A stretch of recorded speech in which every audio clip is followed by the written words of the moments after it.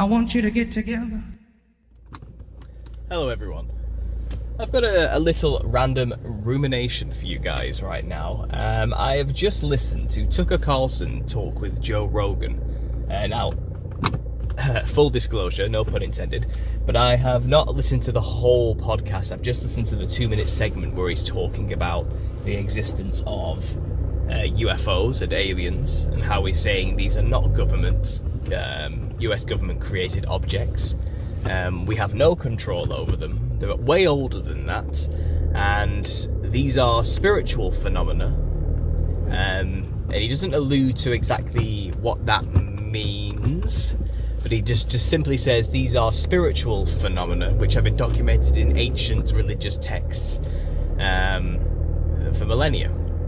They've always been here, and hinting that there's possible agendas at play within governments to convince the public that they are human, man-made, and we have control over them. But the truth is we have no control over them whatsoever, and they are not from out of space. Now, that to the average conspiracy theorist like myself is, yeah, well, you know, no duh, yeah, that's pretty well established, understood that these are not aliens from outer space.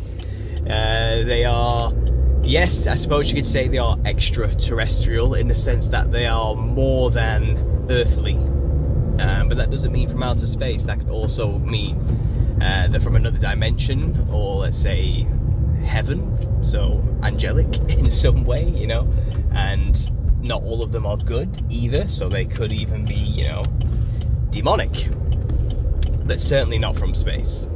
Now, for us, we've been saying this for decades, at least a decade since I've started. This has been a well-established, well-understood point that we've been screaming from the dark recesses of YouTube you know, for so long, and we know this. So to have someone like Tucker Carlson start coming out and saying these things is, well, surprising in a way, but he's already been on some kind of weird soft disclosure, revealing truths to the public campaign for a while now. I mean, I did a video where he talks with Roseanne Barr, and he was talking about the Nephilim, you know, the half-human, half-angel hybrid giants of the antediluvian and post-flood world that subjugated mankind and became the disembodied spirits of today. You know, there's guys talking about them with a well-known comedian on a podcast, and he used to be a pretty mainstream newscaster, you know, so for the general normal public, this is a big deal to them to hear somebody they've trusted for so many years, who's an established public figure, discussing really obscure conspiracy theory perspectives about stuff which most normal people already have well-established beliefs on. You know, aliens, UFOs are aliens from outer space. That's the basic, well-established mainstream belief. But now we have a public mainstream figure explaining the conspiracy angle to the public. And, you know, call me a conspiracy theorist, but it seems like controlled opposition, soft disclosure, externalization of the hierarchy stuff to me. Like, this is this guy's job, you know, to explain to the public these ideas slowly, spoon feed it to them, so when the truth comes out it won't be as shocking, and they would have already had time for the brains to process the situation before it becomes apparent. So I'm listening to this anyway, and I'm trying to figure out, so where's the deception here as well? Because if this guy is, you know, he could be genuine, he could literally be on a journey to truth, so, you know, I'm not going to call him out as though he is controlled opposition. He might literally only have that kind of surface level view of the whole situation, but most of our research for decades has also understood that there are agendas at play to stage an alien invasion of some kind, using technology, perhaps, holographic technology. This is known as Project Bluebeam, but it's more than just that as well. There's a common thought within the mainstream vein of conspiracy, as much as you can call that mainstream. But there's the conspiracy theorists like myself right now are on this idea that what we call the alien invasion in the future, when it comes, is actually a inverted spin on the truth of the matter. That what's coming are not aliens, but in fact perhaps Jesus with New Jerusalem. And how, bear with me, I know that sounds nuts too. But I think I found, with this Tucker Carlson thing, a good way to reach maybe people who haven't thought about this yet. But if you haven't already, look into the millennial kingdom already coming and going theory. It's hard to know what to describe or name this thing as. We're still trying to find a name for it. But it seems like there's plenty of evidence to imply that Christ has already ruled on earth physically, in a sense, or there has been some kind of 1,000 years of peace where Christ was the center point, so a 1,000-year reign. Whether Jesus was ruling from heaven that entire time and the people on earth were being helped by his resurrected saints, or whether Jesus was literally on earth as a literal king on a throne and ruling physically, it's hard to tell. But what we do gather from this perspective is that means the New Jerusalem, or the beloved city, which is like a giant floating cube or possibly pyramid, I've heard that theory too, is on earth somewhere. It came down from heaven to earth and was there, visible for all to make pilgrimages to. And it seems to be obscured now or out of view. Perhaps it ascended back into heaven, or it's somewhere on earth, but no camera's ever pointing at it and we're not allowed to go to where it is, so no one knows it's there. But there may come a day where they'll reveal this. The media will put the cameras on it all of a sudden and say, aliens have invaded. Look over there. Look at what's just turned up, guys. When really it's been there the entire time. And it's actually Jesus. Because it says in Revelation 20, after the millennial reign is over, there's going to be the releasing of Satan, who will deceive all the nations, and then gather a huge army together to go and make war with the camp of saints, which we can assume is this New Jerusalem, where the saints are dwelling with Christ, And how would you convince many, many people to do that? Well, you would convince them you're under threat from an outside alien force come to destroy us all, okay? And it does say in the Bible, the heaven and earth will pass away. These things will burn away. And there'll be a new heaven and earth. So Christ kind of does come to destroy the earth. That's what he comes to do, in a way.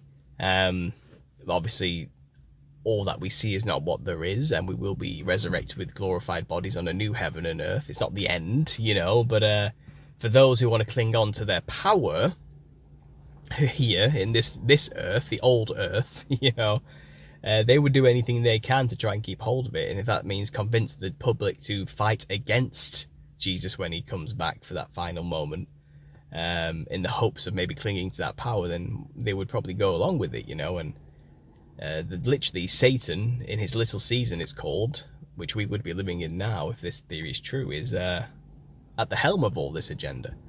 So now when I hear people talking about alien invasions in a mainstream sense and getting people ready for the idea of aliens are going to turn up, or it's spiritual, or just getting people to think about it on a mass scale through popular media, my ears prick up now, because I'm like, okay, so there are these agendas at play, and now they are slowly drip feeding the alien invasion card. Okay, they're prepping us for that moment. And I guess what I'm trying to say so far, what I've deduced is, if they say aliens have turned up and were under attack, don't believe it. Because they could just as easily release their own UFOs that they have built and back engineered from crashed UFOs or something, I don't know. They could easily, when Jesus' New Jerusalem appears and becomes visible to everybody, they can send out their own UFOs from their secret underground military bases and make us think the mothership has sent these little UFOs to destroy us all, when it's just, in Tucker Carlson's language, the government, attacking its own people with UFOs and making them believe it's something it's not. It's called a false flag, isn't it? And then they could release the demons. They can make people think tribulation's coming to pass, and they can release locusts from the pit, and these odd chimerid hybrid creatures can just start appearing out of nowhere and ripping people apart or something like that, and and it can all happen at once. But they were just released from some lab grown by humans somewhere. But it's just to coincide with making us believe the mothership has turned up and sent its forces out to attack us. When really, Jesus has just been chilling there for like a long time, hundreds of years, and done nothing. All they did was just put the camera on him and then release their own army of hordes out there to destroy people, to put the blame on Jesus. And then once, I don't know, maybe humanity will win the first war or something, manage to push them back or something. They'll put some grand spectacle on for us, where it seems like we've just beat the first wave and we've barely made it through. And then all of humanity will be convinced we need to all come together and drop our differences and become a united one world government, one world, new world order, all gathered together under the same banner and the same flag to prepare for the next attack, you know. And then once he's built his, you know, army, which are the numbers of the sands of the sea, as it's described in Revelation, he may then say, we have enough now. Let's not sit here in fear, waiting to be attacked like animals. Let's make the first attack ourselves. Let's go there and finish the job. And that's it. Satan's just convinced the entire earth to make war with the camp of saints, as it says in Revelation. And that would be the end then. Then fire will come down from heaven, destroy all those who made war, and maybe the rest of the earth with it. I don't know how destructive this final war would be. It's the final war we're talking here, you know. This is not World War III. This is something else, you know. Then there will be final judgment, and then a new heaven and earth, you know. So when I hear Tucker Carlson slowly introducing the idea of interdimensional aliens being very real to the public, you know, and the government has no control over them, I do feel like this is laying the groundworks for this agenda I've just said. And I know it sounds nuts, I do. And if you've never heard the millennial kingdom coming and going theory before, you need to get into it. You need to start looking into that. You can't ignore it, unfortunately. And this is going to grow. This is going to get much, much bigger. And I don't say unfortunately because it's a shame. I'm saying because for yourself, you might not want to hear it, but you're going to have to, okay? It answers too many questions, and it frames too many of the conspiracies we've known have been at play for so long perfectly. It makes sense of them all. It makes sense of what the agendas are truly aiming towards and why. And yeah, who isn't waiting for the aliens to turn up? I think they've made reality so monotonous and such a drudgery to get through that everyone's just bored and poor and hungry and tired from work and just so sick of it that they're like, oh, will aliens just turn up already? Will something else just happen to make life more interesting, you know? I do think that many people are so apathetic now and bored that they're just waiting for aliens to rock up, because that's where all the programming has been leading them, you know? So they're prepping us for this. Something will happen. And hopefully this video is giving you some hints and ideas that will make you think, oh, maybe what I see and what the news is telling me may not really be what's going on. So we'll see. We'll see. But yeah, this Tucker Carlson thing, it's interesting to watch what he's doing. We'll see what he says next, eh? First it was talking about the Nephilim. Now he's talking about aliens being spiritual beings that are not from space. So it sounds like the right stuff so far. You know, from my perspective, that's stuff people need to be considering and talking about. But I'm dubious. I am so dubious. Anyway, guys, I'll leave it there. Thanks for listening, and as always, God bless.